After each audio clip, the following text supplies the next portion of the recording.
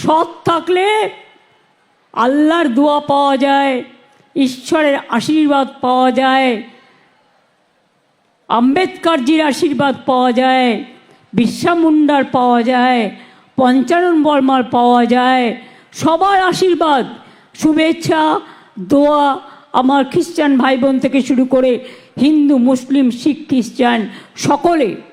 এই স্কিমগুলোর জন্য কাউকে কোনো পয়সা দেওয়ার দরকার নেই। এটা গভর্নমেন্টের টাকা, আপনি পাচ্ছেন সরাসরি ব্যাংকের মাধ্যমে, তাই কাউকে কোনোদিন কেউ চাইলেও দেবেন না। মনে থাকবে, মনে থাকবে,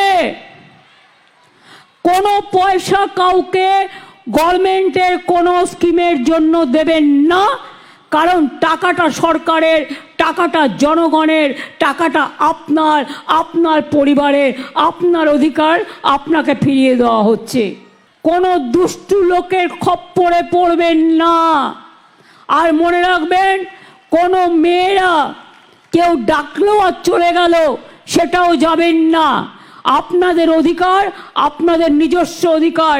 সরকারি যখন প্রজেক্টের পরিকল্পনার জন্য চেষ্টা করবেন, সরকার দুয়ারে সরকার করবে, আপনার দরজায় আসবে, আপনি তাকে বলবেন, সে আপনার কাজটা দেখবে।